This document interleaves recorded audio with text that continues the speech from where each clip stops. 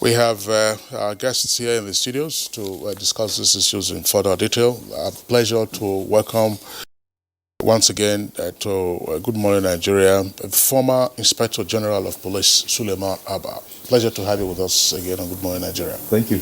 Good morning, viewers. And then our delight also to welcome back so soon after we discuss the new Police Act, Dr. Benson Olugbo, Executive Director, Clean Foundation. Dr. Olugbo, delight to have you with us this morning. Thank you, and good morning, Nigerians. All right, we also have seated here with us Abdulrahman Ayinde Yakubu, and he's Director, Civil and Political Rights Department, National Human Rights Commission, NHRC. Thank you for joining us. Good morning, Nigerians. Thank you for having me. And the only lady that is complimenting me here on today's edition of the program is Kemi Okenyedo, and she's Executive Director, Partners West Africa. Kemi, thank you for joining me. Thank you for having me. Kinsley. All right. Well, this is not a gender issue, Claire. So I think we're discussing SARS, and the complaints, of course, come from both men and women, young and old, civil society as well as ordinary groups. But once again, Kemi, delight having you today on the program. Let's just, before we bring in the former Inspector General of Police, who himself is also a lawyer, let's just take a look at the scope of the issues that we are faced with today. That is, again, leading to the call for the overhaul of federal SARS. Let's begin with the National Human Rights Commission Director, who is with us in the studios. Your commission participated in the presidential panel that was set up on the activities, or if you like, the atrocities of SARS with regard to reforms and all of that. What was the outcome of that panel? Thank you very much. As you may recall, when there was outcry by Nigerians concerning the activities of SARS, the then acting president, who is the vice president, set up a presidential panel to advise government on how to address the issue of human rights violations by SARS, and also to make appropriate recommendations. So this panel carried out public hearings in the 6th geopolitical zone, and also invited memoranda from members of the public.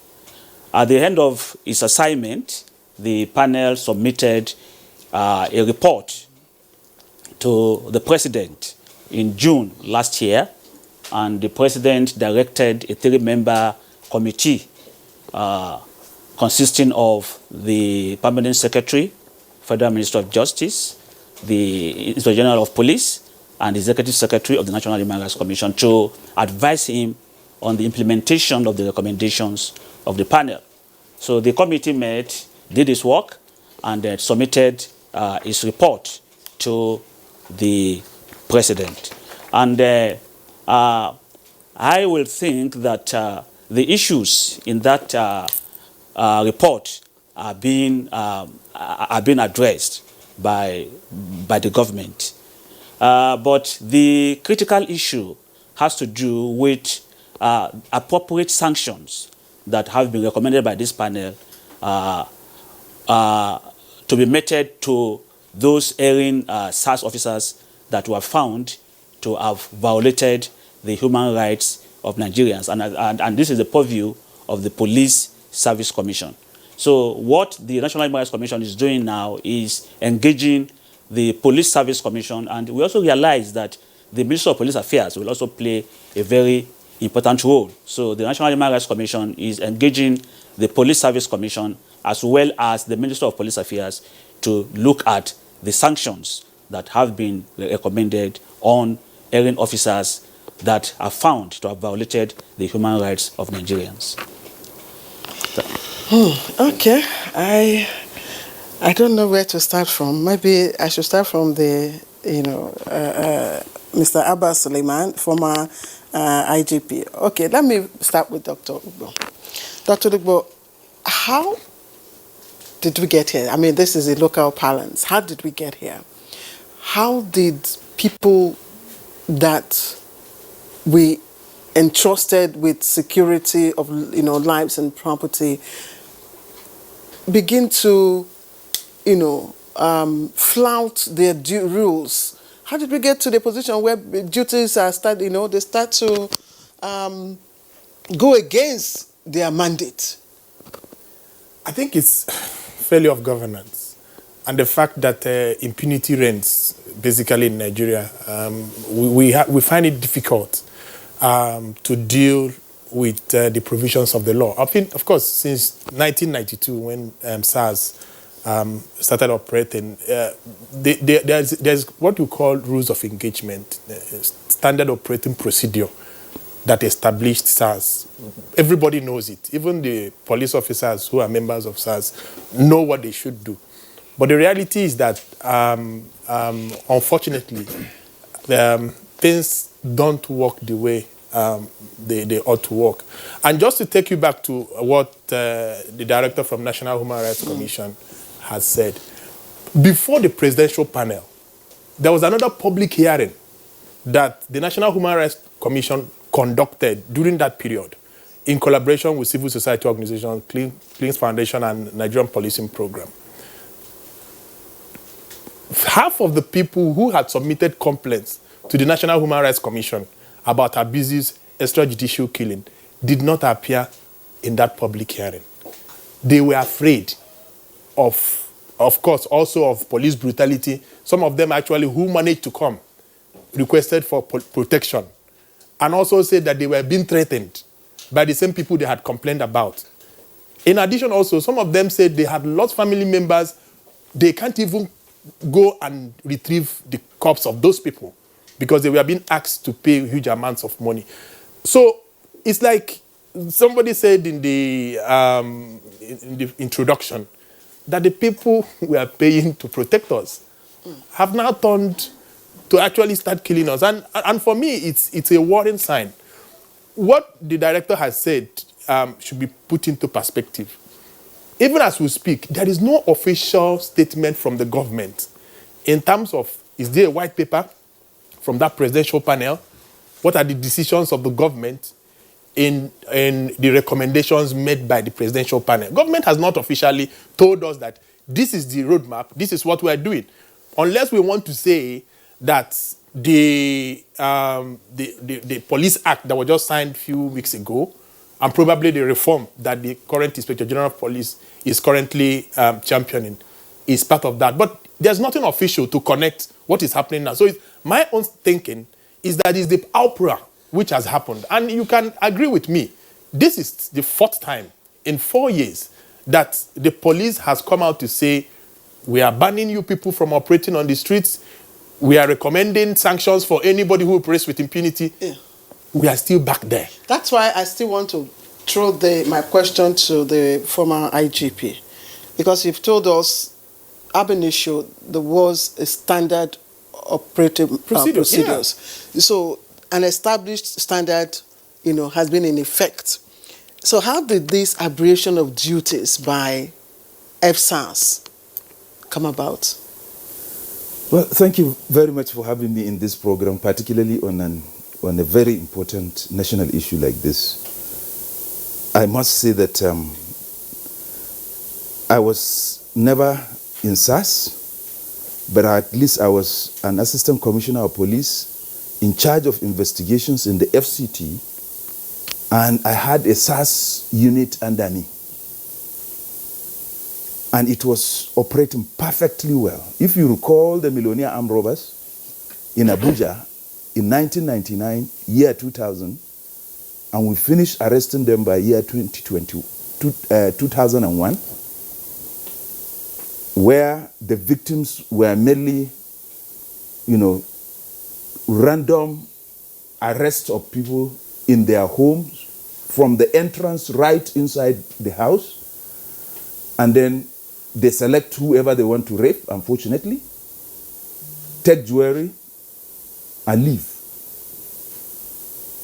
And I personally, as Assistant Commissioner of Police in charge of investigations, led the teams to Lagos, to Warri, to to Abo, and to Agura Hotel here, and we arrested the gangs, because it's one gang that broke into 2-3. SARS is a very, very effective police unit. And up to today, we have fine officers in SARS that are feared, that are very good, well-trained, and they operate within the provisions of the law. But I must say that we also have bad eggs. Bad eggs to the extent that I would say some of them are even bloodthirsty. The truth is, some of them are up to the extent of being bloodthirsty. That's to say, the issue of extrajudicial killing is true. And the issue of, obtaining confessions under duress is also true. But what are responsible for all these things? The killing of one person is painful to us. Those of us who are responsible in the leadership, those who have gone through it, some even get to the top without going through it. We did. And the truth is, if I could go to Lagos as Assistant Commissioner of Police, personally, leading my team, driving along with them, exchanging the steering together, and meet SARS team in Lagos. This same Abakari was in Lagos then, and assisted the team to get the robbers at Ikorodu and in Victoria Island and in Federal Palace Hotel, where personally as Assistant Commissioner of Police was there. SARS is a very effective unit. We should look at what went wrong. And I'm glad that's the question I think you're asking. What went wrong is that, one, there was problem of lack of training. If there was any SOP, I'm not aware of it. Even when I became IG, I know it was when I became IG with my PSO, now retired Assistant Inspector General of Police, Austin Ewart, that we began to issue standard operation procedures. And if there was any for SARS, I'm not aware of it. Now, the second problem is leadership. I was Commissioner of Police in Rivers. And what I inherited was a SARS that was reporting to the Commissioner of Police. And I said, no. What I saw in FCT and what it should be is that the SARS unit should report to the Assistant Commissioner of Police in charge of investigations. The moment they start reporting to the Commissioner of Police, that's when they feel big. And they feel above their colleagues. This is a unit normally headed by a Superintendent of Police or Chief Superintendent of Police. And you are saying you should not report to an Assistant Commissioner of Police in charge of investigations. That's why we missed it. Unfortunately, it became more serious when, after 2015, they even began to report to the IGP office. And they began to, establish other units. It's not possible to monitor and supervise a unit from the office of the Commissioner of Police in a state when they are operating in all the local governments, or when they are operating, going after gangs of armed robbers or gangs of kidnappers. There must be junior officers that will do it before it gets to the CP. Now, talk less of a situation where you are expecting them to report to the Inspector General of Police. That's where we lost the leadership. And that's where we began to create SARS officers that feel too big and beyond control. And that's where we missed it. And these are the areas that if we are looking for solutions, these are the areas we should begin to look for solutions. But SARS, just like you said, was established in 1992 when we lost the glory of mobile police. When a policy was established almost canceling mobile police. I was in charge of the mobile police in Abuja. I came from Lagos to head it in 1991 and effected a lot of reforms. And that was the purpose of posting me then. And I delivered. But somewhere late in 1992, they said there would be no mobile police again, but quick intervention. And most of us left. So it was a situation where there was a gap. The dreaded, I don't like using the word dreaded, but the feared, unfortunately in society, unless you're able to establish fear, people will not respect you. And God does not like it. God does not like you putting fear into another human being. But our society is such that if you don't instill fear, they see you as weak. So when we lost the mobile police, when Sheena Rambo, was it? Yeah, was operating, became dreaded, was operating in Lagos, in Southwest, in particular up to Benin Republic, the need to have another strong fighting team arose. And that was how SARS was established. And it began to deliver, and it still delivers. But if we are talking about reform, I think we are on the right course. Let us look what is gone wrong, and let us look for what to do to reform the mobile police. I mean, SARS. You know, former Inspector General of Police, let me just take you back before once again we bring in the other guests. You've given us a bit of the background of SARS, which is very useful. But assuming SARS was created to supplant or displace the mobile police, if you recall, at some point in the 1980s, the nickname for the mobile police force was Kill and Go. I never said mobile police disappeared. Anyway. No, I'm not saying to supplant, displace them. Was Kill and Go. Right. And at the time, you also had citizens' concern and protest about police brutality, particularly coming from the mobile police unit. I mean, there were a number of instances of very prominent Nigerians who unfortunately were brought down, by mobile policemen. For instance, Zeleudo, it was a quarter miler, 1981, in Surulere, where they were camping at the National Stadium, taken down by killer squad. And then, of course, the late Inspector General of Police, Sunday Adewusi, during the Second Republic, that's everybody just said, look, the police were being violent, and it was the mobile police unit that was now being used for sometimes some of these activities that citizens were uncomfortable with. Look, is it something that you talked about fear, striking fear into the citizens, and there are all kinds of issues relating to that. But is us versus them necessarily a philosophy of policing, even when dealing with the most violent kinds of crimes in the country? Thank you very much. I think you will really have the understanding of the fact that even from the onset, I talked about bad eggs.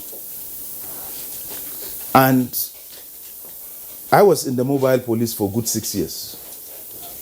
I remember when we were quelling the SAP riot, and I led a unit at Idumu. I was barely fighting with my own police officers.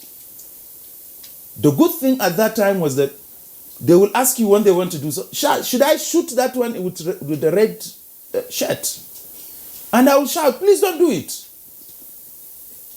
And they will obey you. So if you say mobile police in the 80s, which was the period I was talking about, actually 87, 88, I was in charge of a unit in Odudua Street, Mopol 20, Ikeja. When you say kill and go, you are not making reference to law-abiding citizens. I'm not saying even suspects should be killed and go. No. You are talking about a situation where people are rioting, and the rioting has gone beyond killing innocent citizens, burning hardly and materials and human wealth. These are the issues. And the same thing with SARS. The bad eggs we're talking about in SARS are those who unnecessarily, without any reason whatsoever, molest, arrest, and steal, or even maim innocent people. But I'm not also saying that suspects, even suspects in armed robbery, suspects in kidnapping, should be molested. To blame. To me, the SARS we have is the SWAT you see in other countries of the world. But do they get the same treatment? Don't we see what SARS, what SWAT in other countries look like? Don't we see how they come out? Don't you see how well fed they are, how well equipped they are? Here our own SARS is the SWAT of the police in Nigeria. Yet, they are not taken care of. They don't have any additional salary. Their allowances, even when they go on tour, are hardly paid.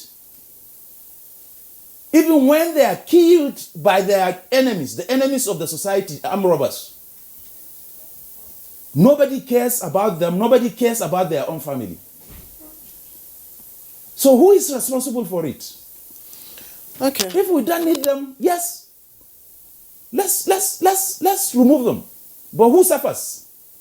Believe you me, if you remove SARS today, you are going to create a big gap that the people orchestrating for the removal of SARS will laugh. And we know who they are. These are the hardened criminals, and these boys, Yahoo boys. Those are the guys orchestrating for the removal of SARS. But I'm not saying some of them do not have a point. They may have a point. They are Yahoo boys because some of the suspects are maybe unfairly treated. But hardened criminals deserve no listening, deserve no respect. Nobody should listen to them. And if they win, we all suffer. All right, IGP, thank you. Kemi, you have been listening. And indeed, I must say that, you know, we like I've always said, we cannot afford to throw away the, you know, bathwater with the baby. The former IGP has mentioned bad eggs. Everybody here has mentioned bad eggs. We're blaming, you know, the aberration of duties on the bad eggs within, you know, the EBSAs. Sometimes when you see some members of the EBSAs on the roads, it gives motorists some kind of reassurance, you know, of safety. So we shouldn't say, you know, remove them, but reform is the word. But from your perspective, is it merely bad eggs, quality of character, is it leadership, or is it training? Where do we situate this deviation? Thank you very much. I think it's a multiple of issues. I'll first start with the accountability. The part of the institution, the accountability processes within the Nigerian police force is not strong, which also affects oversight and supervisory responsibilities of the senior officers. Then when you also talk about accountability, you look at the way there are multiple teams doing about the same thing. And that also speaks to deployment of resources, the scarce resources that is being emphasized by Mr. Abad. You also would look at the quality of training and recruitment. So when we talk recruitment, what's the parameters for recruitment? So if we say SARS is like the SWAT of the US, are the SARS team recruited as you recruit the general police? Should that be it, or you should be looking at different prerequisites for recruiting officers into the SARS team, and then they go through a different pathway within the police organization as as per investment, as per career development, even as per supervision and having technical capacity and equipment that they need. One of the things that has come out very clearly is the fact that they do not have the right skill set and they do not have the right tools to work with. Then the next thing you ask is, should they be on the streets? If it's a tactical team that is operational, should they be the ones on the street? One thing that has boggled my mind over time, and I keep asking, is that in state CID, you have teams that have the responsibilities of investigating or handling armed robbery, kidnapping, homicide, and what have you. Depending on the state, you see the different responsibilities of teams within the state CID. How do these teams interface with with SARS, with IRT? Are we not duplicating efforts? Why would you have two teams doing the same thing? Is it the failure of the team within the state CID? Why did they fail? If it's a matter of resources, why don't you equip and strengthen the team within the state CID that are already under the should I say the line of supervision, as explained by Mr. Abba? I mean, there are different ways you can skin the cat, but one thing that is sure is that the Police Act of 2020 provides the framework for the reform of SARS, in the sense that one of the key objective and the specific objective of the Police Act is clearly stated. So now we can't say we do not have a framework. Now you have what we need to do is go back to the drawing table. SARS is when you talk about SARS, you have different views from different people. And one other challenge with SARS as per accountability, and I'll hinge it on accountability, that it seems it's very easy to be able to deploy SARS team. During the opening report, you heard a citizen say, once you know somebody there, you can pay. So if it's payment for services, is it as a result of lack of resources, that they do not have adequate resources? So when you get into the police stations, you pay for paper, you pay for statement paper, you pay for this, you pay for that. So is it that SARS too has devised a means of extortion, means of getting resources from members of the public? Whichever way you look at it, accountability within the police institution is not strong enough as it is, and that is why we're seeing a system whereby Inspector Generals of Police over the past 4 years are making the same statement over the same unit, and it seems that there's no level of compliance. Thank you. All right. Thank you very much there, Kemi, for your opening comments. We'll return to you in the course of the conversation. Once again, let's bring in a Director of Civil and Political Rights Department, Human Rights Commission. That's Ayinde Yakubu. Ayinde, tell us, what are some of the commonest complaints usually filed with your commission by victims of the operations of SARS? This is persons who presume themselves to be innocent. How has your commission tried to resolve some of these complaints? Okay, thank you very much. Most of the allegations against SARS and police in general have to do with extrajudicial killing. That is killing either innocent citizens or even suspects without going through the instrumentality of the court. We also have complaints that have to do with the use of torture, cruel, inhuman, and degrading treatment. Other complaints that we receive deal with extortion. Most is very alarming. That I can say it is barely difficult for Nigerians to take complaint to the police, including SARS, without the police asking for citizens to pay for these services, even though this may be very, very illegal and unlawful. But it has become common practice that before you can approach the police, you must drop something. Even when robbers, went to your house and they went to complain, so you will be further, your grievance will be further compounded when you get to the police. Then other issues have to be with abuse of power. Just as somebody said that the citizens, they use the police to get at each other. So, what we thought is that the police is supposed to investigate before taking further action. So we have extrajudicial killing, torture, extortion, abuse of power, and those are the most common complaints against the police and against SARS. Now, what the Commission does is of course, we have multiple ways of dealing with these issues, and our approach will depend on the gravity and the nature of the allegations of violations.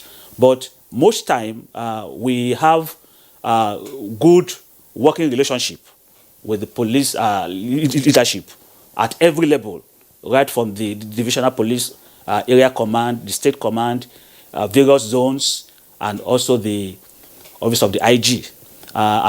We always request the police to carry out investigations. Of course, the police have been forthcoming in these areas, but we also have some challenges in terms of prompt response. And this may also make the citizens to be a bit restless when we don't have prompt report to do with investigation and also the action. But this is not saying that the police does not take action. They take action, but this action can be very slow. And sometimes the issue of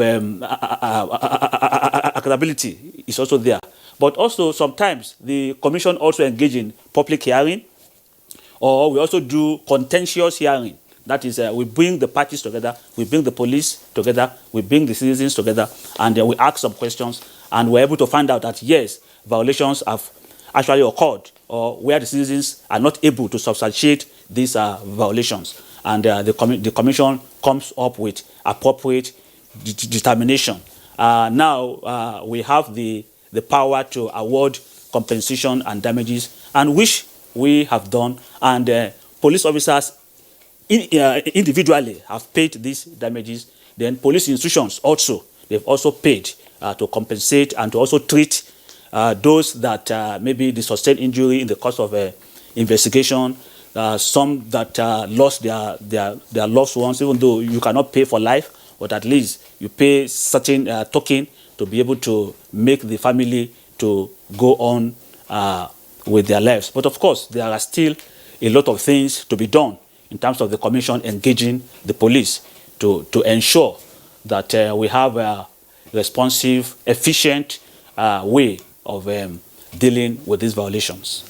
Thank you, Mr. Yakubu, for your thoughts, for your clarifications and your contributions. Dr. Lugbo, we're trying to, before the campaign was end SARS, I mean, outright end SARS. And we've seen those campaigns, since 2016, 2017, and all that by some civil rights groups.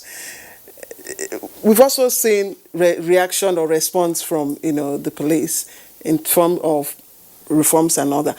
But let's look at what would have, enhanced this behavior. The actions or responsibilities of the police force is guided by, until now, until this new act, by the 1943 Act, Police Act, which was what we have been operating until now. Is there a lacuna in that act that would have created this vacuum? Okay, thank you. I mean, like Kemi rightly pointed out, we have laws. There are different laws we have in Nigeria. Nigeria is actually guided under the Constitution of the Federal Republic of Nigeria, 1999, which clearly states the provisions of what the Nigerian police should do. And the Constitution also provides for the right to life. The Constitution provides for that you are assumed to be innocent until proven guilty by a court of competent jurisdiction. The Constitution is against torture, degrading and inhuman treatment, and respect for human dignity. These are basic principles of the Constitution, which we have all agreed will govern us as a country. Beyond the provisions of the Constitution, then you have the Police Act, which of course was stamped 2014. Then you have the regulation, the police regulation, 1968 or thereabout. Then you also have different force orders.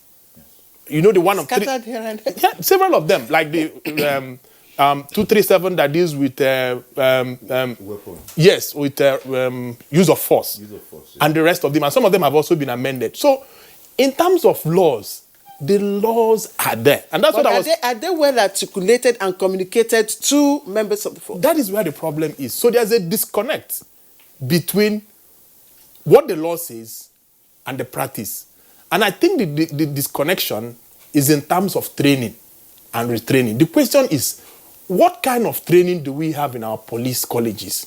What kind of training do they go through? Beyond the training also, there's also that issue of funding. So because you don't just train somebody for 6 months, 1 year, and that is it. There is need for training and retraining. There's also need for effective funding of security institutions, because they have access to heavy weapons that they can actually use to deal with citizens. One of the problems Nigerian citizens are having is that you will have a laptop or you have your cell phone, iPhone, and the police assumes you're a Yahoo person. When the law clearly says that there should be respect for human dignity. Or you're wearing dreadlocks. Or you're wearing dreadlocks. There is nothing in the Constitution that says if you're wearing dreadlocks that you should be arrested. Jeans. You understand? Also take into consideration, actually, during the lockdown, the first 2 weeks of the lockdown, we had more Nigerians die from police killing, from extrajudicial killing, than COVID-19 itself. It was when the National Human Rights Commission issued a very strong-worded press release, followed by what civil society were doing, that's gradually... So I agree with, to an extent, with IGP Suleiman, but we have excellent police officers. Unfortunately, the activities of the bad eggs have actually taken over what the good ones are doing, and nobody hears about the good ones. The other thing I want to add is that a former police Inspector General of Police told us that the police you have is a reflection of the society.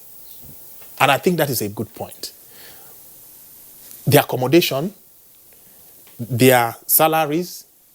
So there is this thing about Nigeria not recognizing the fact that people who are working should actually be taken care of. So I think But they are not the only Nigerians in that. They are not the only Nigerians. So the problem... There are a lot of other Nigerians who are even going So the problem is just like somebody trying to justify corruption. There is no way you can justify extrajudicial killing because you're not well funded. But we are also saying that for you to have a good Nigerian police force, you need to provide them with the means within which they can work, so that we can also hold them accountable. So if you ask, are there enough laws? There are enough laws. Even the current Police Act 2020, the Administration of Criminal Justice Act, and other laws actually protect citizens and also give police what they should do when they arrest somebody. But those things are just thrown out of the wind. All right. Dr. Olubo, if you recall, when we had your good self and the former IG on Good Morning Nigeria to discuss some of the provisions of the new Police Act 2020, the issue also came up as to how much understanding officers on the beat, and this will not include SARS, have of the law. The law beginning from the Constitution and all other relevant laws that they are supposed to enforce. And you just only now re-emphasizing that. I want to bring in former Inspector General Suleiman Abba again.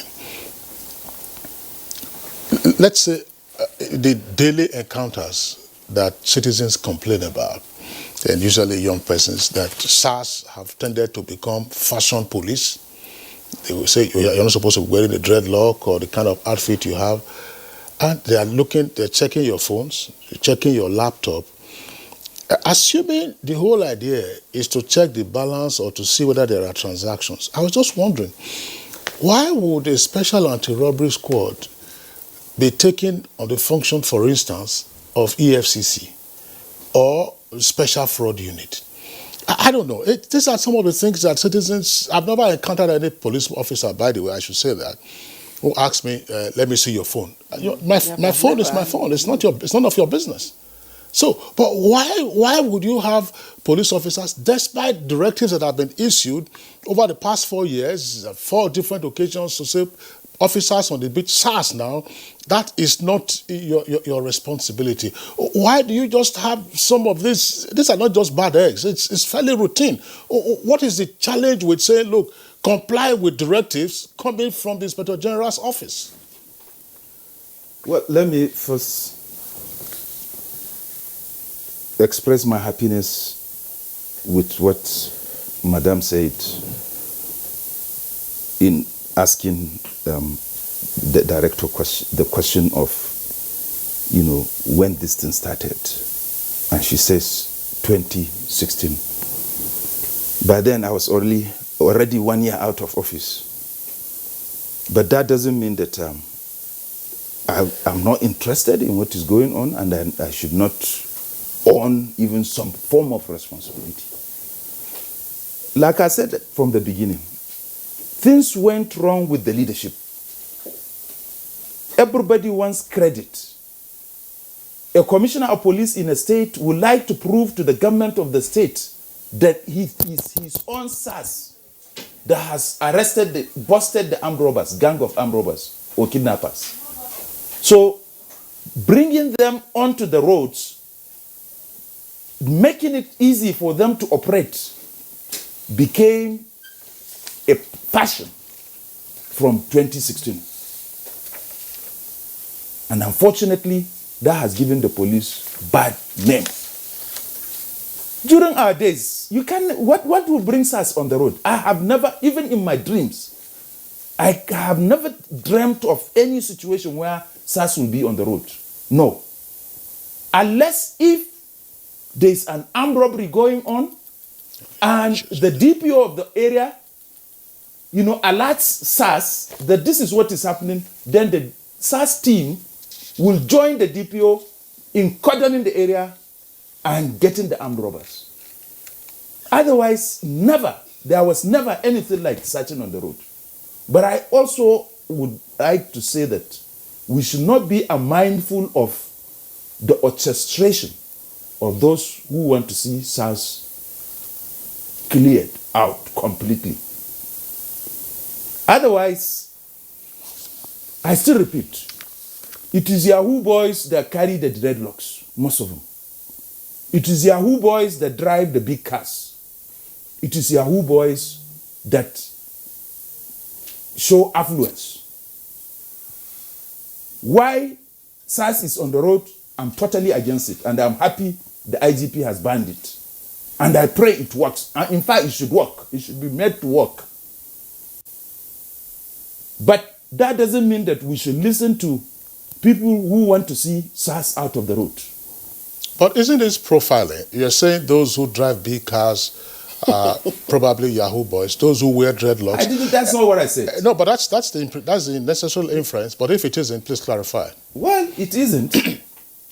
When you say somebody carries an insignia, it doesn't mean that you're generalizing the society. You are talking about what investigation shows, and you are going in a form of profiling. But I still repeat, it is not the responsibility of SARS. Just like you said, it should be the responsibility of anti-fraud. In the states, you have anti-fraud departments at the CID.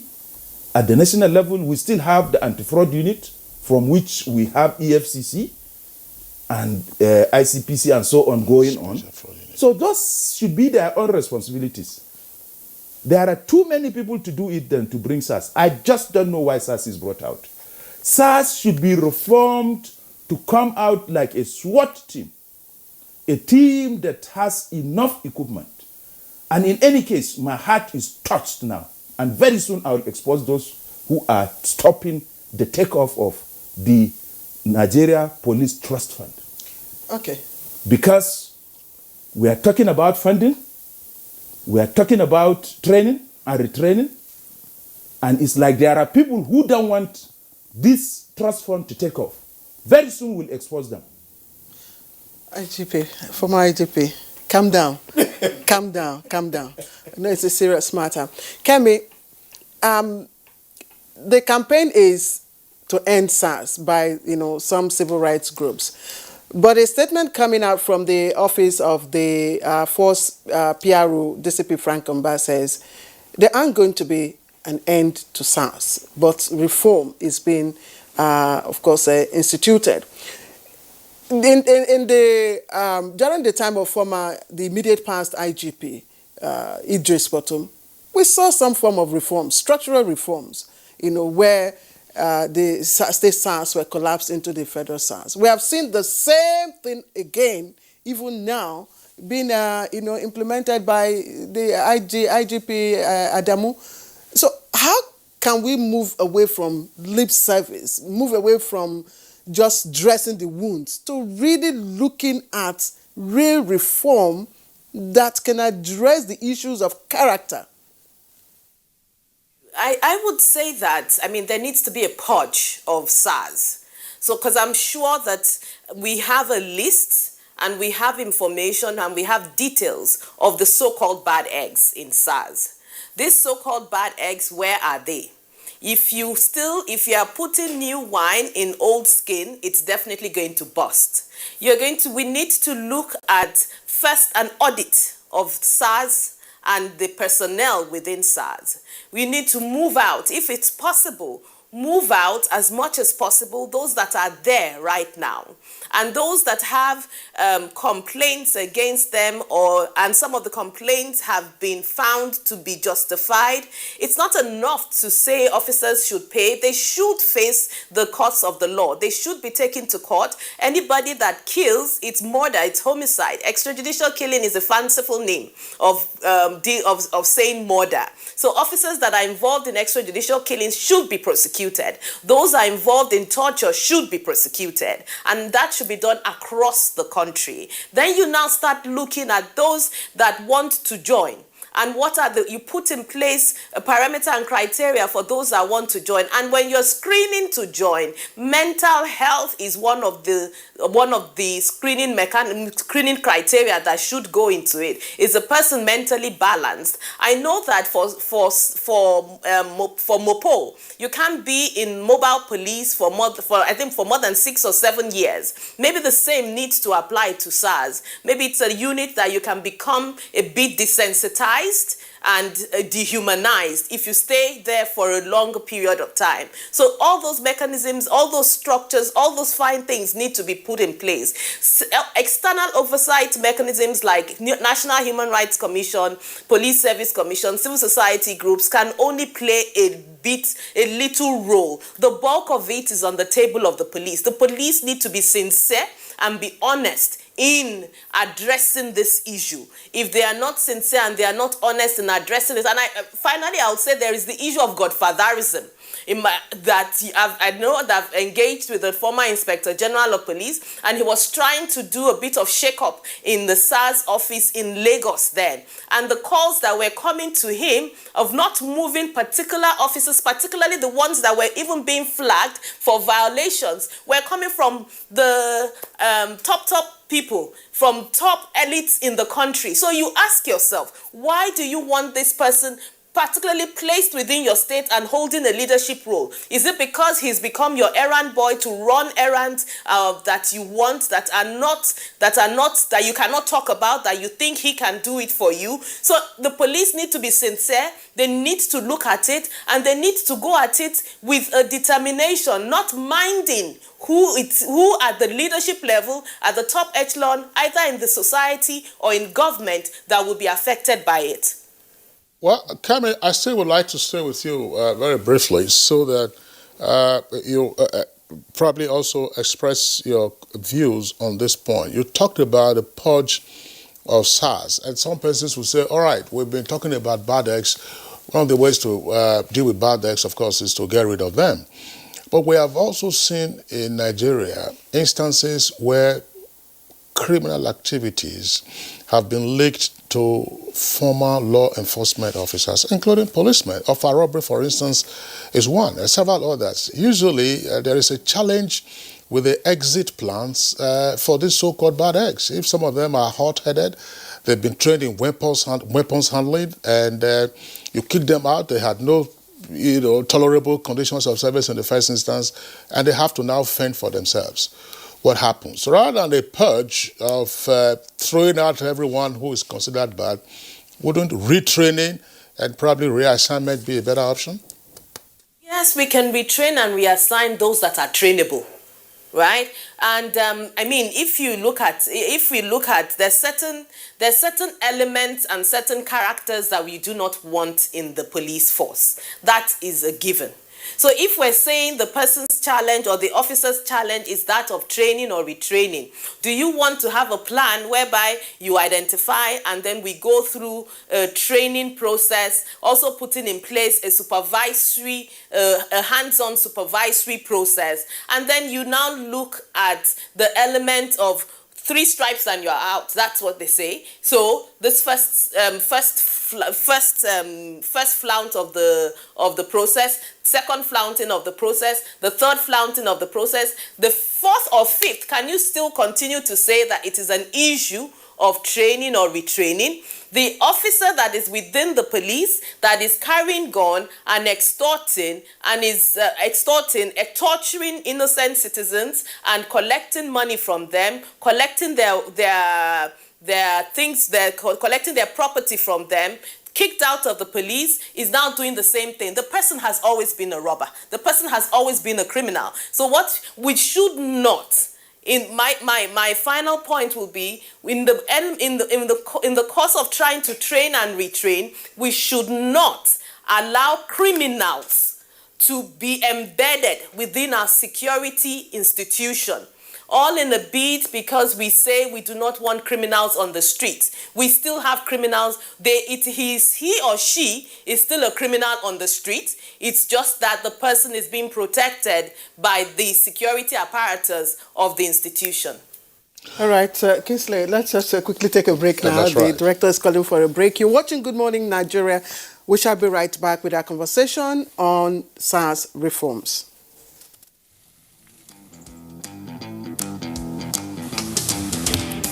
Guess what? What? I scored a hat trick today. Cool! Wow! And how did you celebrate? Just do your hands like this. And hold your nose like this?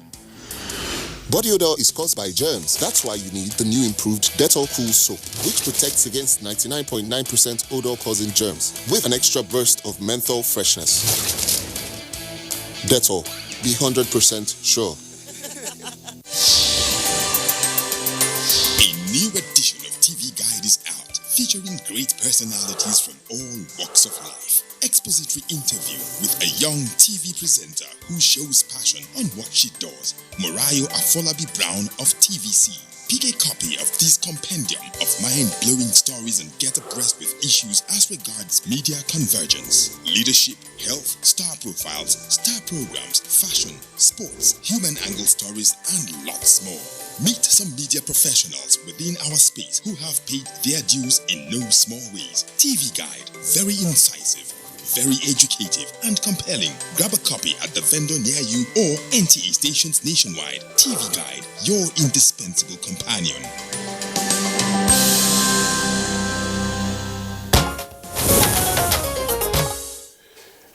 All right, you're welcome back. And I still, Good Morning Nigeria on NTS network service. Claire, we have a number of tweets that have come in. Let's go through some of those tweets and then return to our guests who are very well informed about the issue that we're discussing. Suleiman Babagana tweets, the aggressive behavior of SARS personnel towards innocent Nigerians is something that has been bedeviling the citizens and has caused loss of respect for the squad in the eyes of Nigerians. And Law Afase, I'm skeptical of any form of reform that would impact positively on SARS and other tactical squads of Nigerian police, other than adequate professional training, which is an all-encompassing and certification with adequate remuneration. Solomon, that's the handle. SARS means a virus and nightmare to Nigerians. The federal government needs to scrap the team and merge them with other squads in the police force. Mike Ayako, a popular saying that SARS bribe or bail is 10K and ordinary police 1K. Of course. Now, that shows the level of impunity going on there with utmost recklessness. We must not only sanitize it, but also rid it of bad elements. Police is friend of the people, and primary duty is to protect the citizens. Well, let me just, we've taken Suleiman Babagana earlier. That's Onyebuchi Ezenwa says the proposed reform of SARS, that's to say, it's a good step. Nigerians can no longer tolerate continued harassment, illegal arrests, and unlawful detention by members of SARS. Ugwanye Christian, it's a welcome development. Total overhauling and reform of the squad is needed if they can't outrightly end it and put them out of existence. Adamu Kacha, those who are guilty of killing innocent persons should face the law, and the professionals amongst them may choose to remain. Festus Akimboyewa, I doubt if SARS can be born again. It has lost its integrity and professionalism, while Nigerians are generally policed by security agencies that perpetrate stunning abuses. SARS abuses are monumental, national scandals, and those managing the police should be held responsible. Chris Simeon, the federal government should send SARS to Boko Haram and bandits-prone areas like Meduguri, Zamfara, and Yobe to show how powerful they are. Okay, Festus, we've taken one of your tweets. Let's get on to Chris Simeon. You did take one from Chris Simeon. Let's go over okay, to Dele Jack Jack Solomon. It's no longer news that unlawful killings by the SARS occur as a result of lack of professionalism on the job, lack of resources, uncontrolled anger and emotional instability, greed and corruption, use of illicit drugs, drinking of alcohol while on duty, as well as absence of reforms. Now, this one is coming from Nwala Ugochukwu. It says the word reform can mean amend, correct, rectify, etc. But what I don't understand is this person's called SARS. What is their line of duty in the police force? Ojo Laiton, what is the judgment for all those killing people in the streets anyhow in the name of arresting Yahoo boys? And tell us that we don't have full access to our mobile phones in this country. Please shed more light on it. That's what we've been doing all along. That's right, that's right. It's Amos. If the reforms are carried out, they would certainly be applauded by millions of Nigerian youths and their parents. However, it shouldn't be done in a manner that affects the purpose and efficiency of SARS. Yunusa Idris, the reform has become necessary as killing innocent people without going through judicial process is uncalled for. Well, this one is coming from a handle, it's Positive Ideas, and it's making a claim in this tweet. Please listen carefully. Positive Idea. It says there is a SARS officer named DPO Slam who vows to kill innocent citizens because his family was killed. I wonder what he's still doing in the police. He leads that which caused the problems in Uele. Motana Farouk, what is playing out in Nigeria in terms of extrajudicial killing by the law enforcement agents is not different from what plays out in other countries, especially in America and India. Law enforcement agents ought to be civil, cautious, and law-abiding.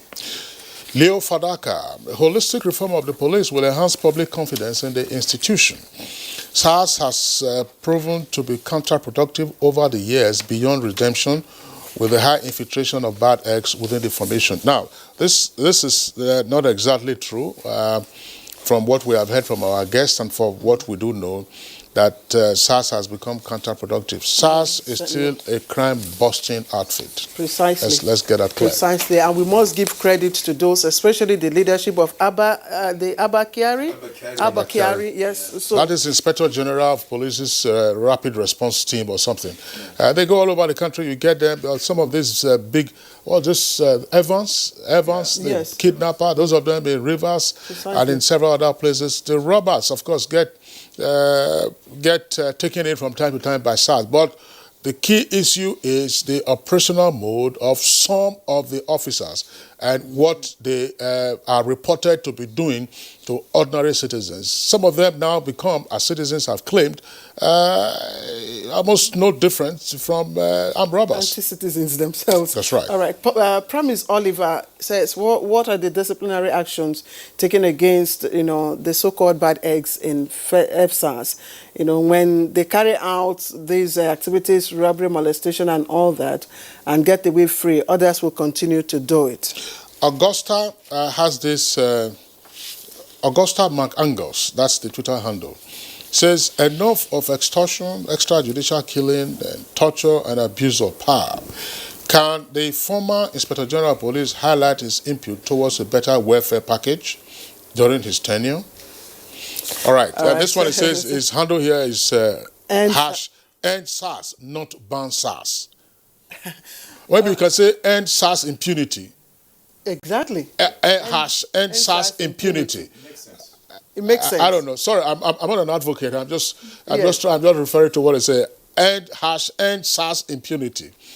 So that at the end of the day, we're not the ones complaining to say, oh, we called the police, they didn't respond. They said they have no fuel, X, Y, Z. But a number of suggestions have been made. Claire, there's something that we have also heard in recent times.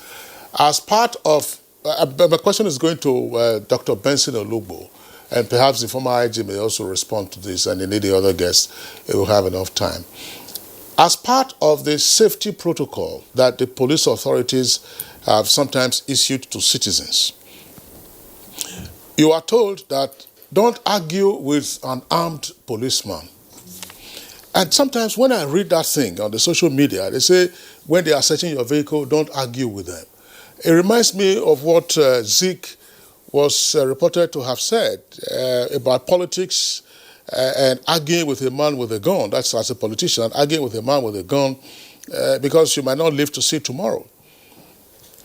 What do we know about the finger discipline of officers on the beat who are bearing arms? Whether SARS or no SARS, it's as if, the former IG said, if you don't strike, if there's a presumption that if you don't strike fear into the people, they might not respect you. But do you need to strike fear into me for me to respect you? And in this case, you are told, don't argue with a person. Sometimes, you're on the road, you may have encountered this. Some officers, the kind of questions they ask you, it's not just simple interrogation, but sometimes, you are just, and then after a while, it begins to escalate into irritation. Plus, if there is a presumption that, all right, where did you get the money to buy this kind of car? Why are you dressed like this? If your parents are affluent, so what? Yeah, I think the IGP will be in a better position to answer because he's been part of it. He understands it very well. No, but I think part of it. He's not the one doing those things. No, he is part of the institution. Yeah, my own take is that, of course, it's normal if you are in a situation where you are having a discussion with an armed person. As a normal human being who cherishes your life, you just have to be careful. I've also had my own experience of police altercation, and I had to raise my hand up because they were all armed and all those things. That was just before the 2019 general elections. But the reality in terms of relationship between the police and citizens is that the police should actually be giving us confidence. When you see an average policeman, the idea is that rescue has come. But unfortunately, the reverse is the case. And there's also a disconnect. The law says you're innocent. Unfortunately, when police, you encounter average police officers, especially SARS, the scenario is that you are guilty and you have to prove that you're innocent. But they have actually, in their course of training, in becoming a police officer, the understanding is that your responsibility is to protect life and property of citizens. It's the bad eggs that they should actually be looking for. But unfortunately, what is happening now with the SARS problem is that average citizens, those who are trying to make ends meet, who are in taxis, in cars, probably, and I must correct also, there are people who actually come with dreadlocks from their womb, from their mother's womb. People come with dreadlocks. There are also people who do it artificially. But it's not everybody with a dreadlock that should be seen as a criminal. So my worry is that we should come out of this thing of when we see a police officer with a gun, then we fear the worst. Because it also creates tension. Not to forget, there have been instances where innocent citizens were killed, citizens reacted, and even lynched police officers. So if the police is unable to protect citizens, the problem is that the citizens can actually revolt. How many police officers do we have? How many people can you actually kill if you have a gun? You understand what I'm trying to say? So it is the responsibility of the police to realize that the same citizens that they ought to protect can also revolt if push comes to shove. And nobody expects that to happen. So the laws are there to guide relationship between police officers and citizens. And what does it say? He is innocent until proven guilty by a court of competent jurisdiction. There are instances where police officers actually under use of force and all those things are allowed to shoot. But also, shooting actually is not, it's like you have to demobilize the person and not to kill the person. But instances where somebody is suspected of stealing cell phone and you execute him in front of citizens, those who watched it, those who see it will somehow begin to realize that my life is actually worth nothing. So under that situation, people actually react to such things. And I think it's something we should also be looking at as we think about how to deal with what the IGP has, the pronouncement he has made now in terms of banning all these checkpoints, roadblocks, that is actually going out of hand. We've seen ban on roadblocks, checkpoints. We've seen ban on policemen not, asking for your vehicle license and all that. And it's not enforced. It's not enforced. You still see people, members of the police force do the same thing over and over again. So, Mr. Yakubu, in what way do you think that the new act, Police Act, maybe by articulating the functions of, the police force now, members of the police force, do you think in that way it would have addressed the gap that we're discussing right now? Thank you. The Police Act, as well as any other law, they are meant to regulate the conduct of the police in particular. But as we all know, law in itself is not sufficient to address these issues that we are talking about.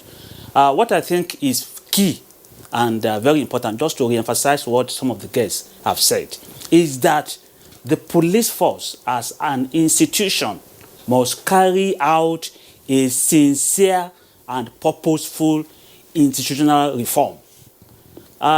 Yes, we, the stakeholders, we can assist. But the first thing is for the police itself to acknowledge the behavior of the bad eggs among them and to ensure that where... they have.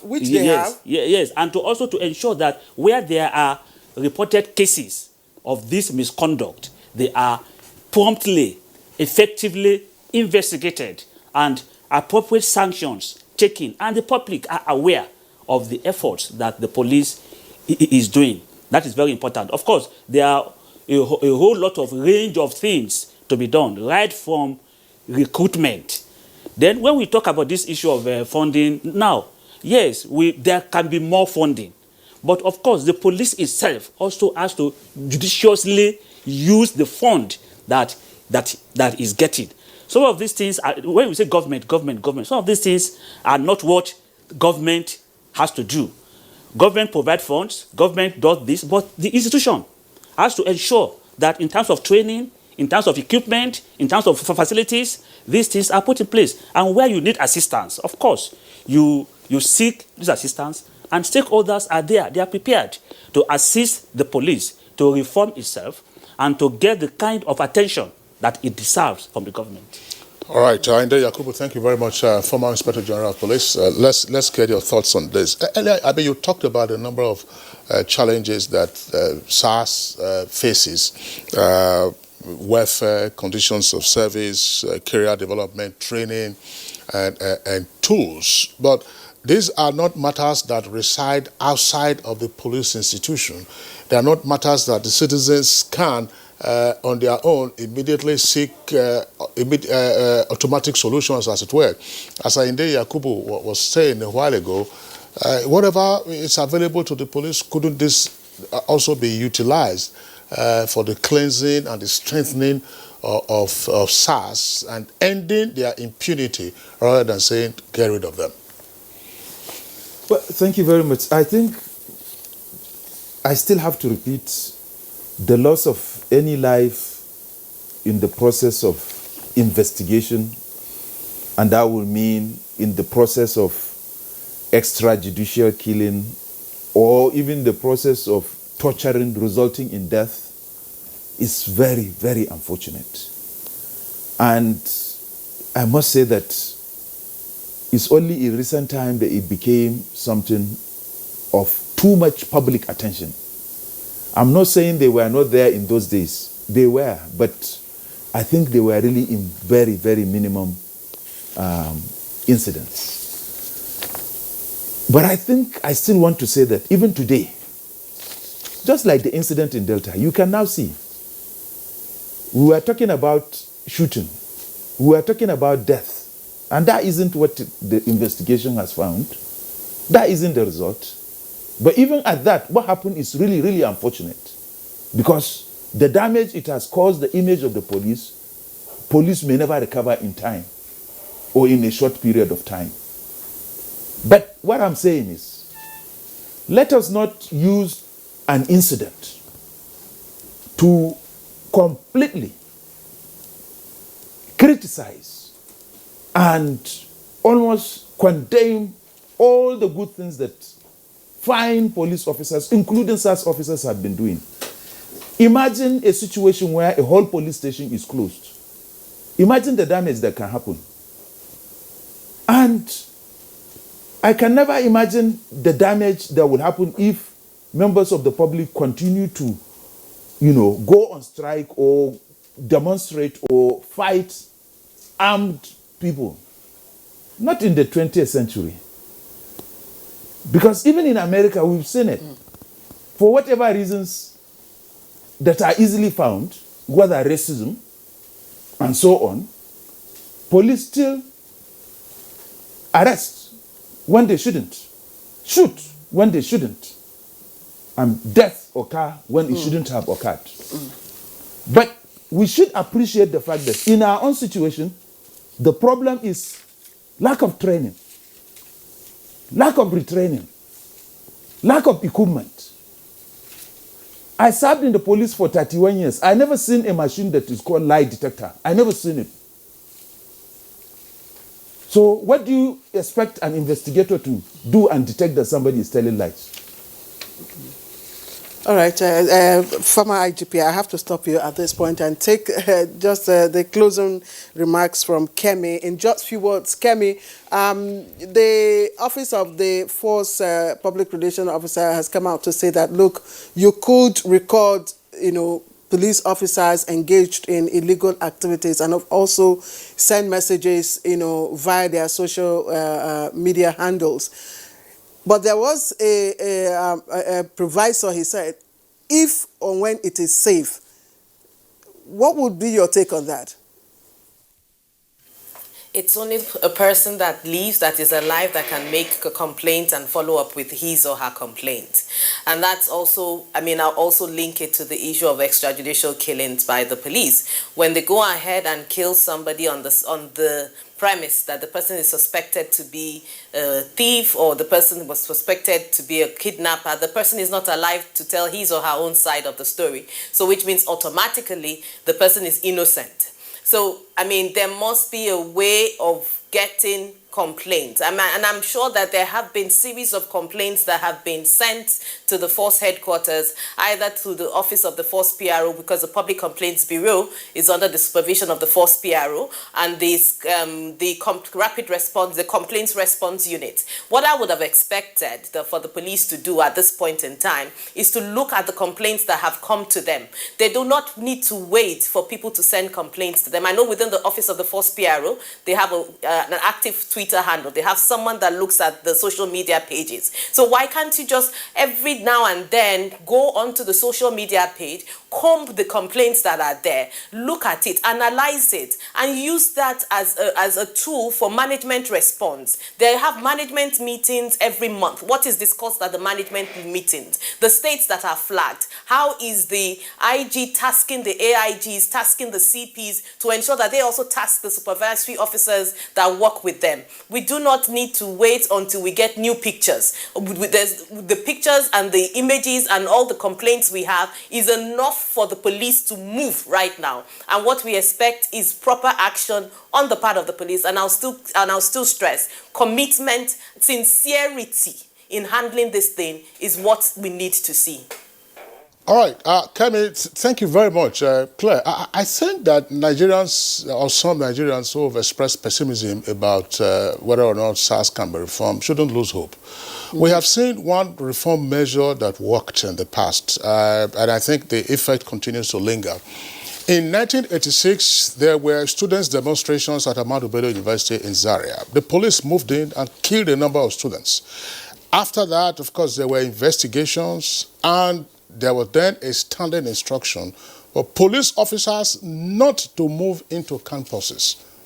And since then, very rarely, yes, during riots. Since then, you have hardly heard of police officers moving onto campuses and then, of course, engaging students and killing students on campuses. That was after the ABU massacre of 1986. Kingsley, so, of course, we can get SARS to work. Indeed, we can get SARS to work. And we'd like to appreciate all our guests today who have made their contributions to this topic. Let me start again with Kemi Okenyodo. Kemi, thank you very much for your insights. Kemi is Executive Director, Partners West Africa. Thank you once again. I would also like to appreciate Abdurrahman Ainde Yakubu, Director, Civil and Political Rights Department, National Human Rights Commission, NHRC. Many thanks to you. Dr. Benson Olugbo. Olugbo is correct? Yes, thank you. Olugbo, how do you call it? All of them. Executive Director, Clean Foundation, thank you. And of course, former Inspector General of Police, Abba Suleiman. Thank you very much for joining us. And that's it today on Good Morning Nigeria. Thank you for watching as always, and do join us again same time tomorrow. Bye-bye from me. I'm Kingsley Osadolo. Stay safe and be well.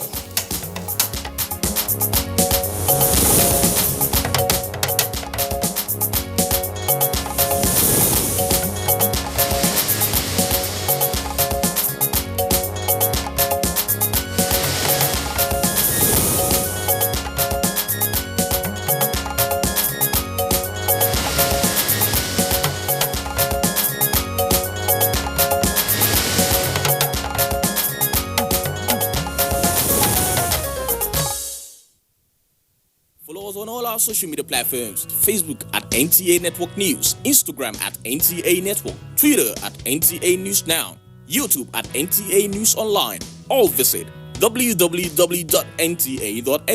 For live streaming, visit www.nta.ng/live. Now, you can stay updated on the go, be it on your TV, iPhone, laptop, or iPad, or download the NTA mobile application from your Play Store or App Store. NTA, you can beat the rich.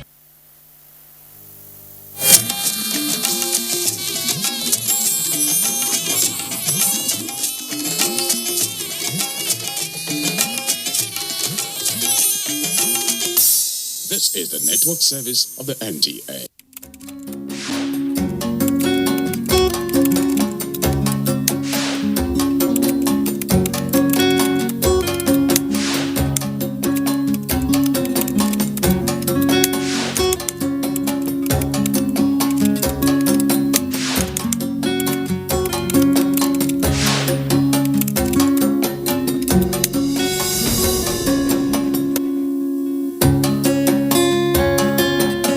Welcome to Thoughts for the Week. I hope you've been doing very well, and I hope that the things happening in the world are not getting you down. Don't worry, they'll definitely pass. Now, let's take a look at our hands.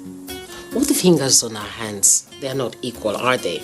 They can never be equal because our elders have said all fingers of the same hand can never be equal. That's the truth. Now imagine on your hand all the fingers were equal. In this present day world, some people would call you a freak because they'll say that is not normal. So the fact that all the fingers are not equal doesn't mean that the small one lacks more importance than the big one. Don't be surprised that the differences you see on your fingers are the things that make them work seamlessly. It's same for nature. Let's take some examples. You have the sea. On one part of the sea, you may have this beautiful level beach where you can easily walk and have fun. On the other side, you may have some very sharp rocks that if you fall on them or from them, you may not survive. Same for the hills and the valleys. Same for the ranges and the sprawling fields in front of them. Nothing is actually the same in nature. So, even human beings are not all the same. We are all different. Just like my Joseph coat. It has many colors. That is how all human beings are. We are different people, different colors, but we come together to form one complete whole. There is an Irish proverb that says, "Strength is not possible without unity." That means if all these colors did not come together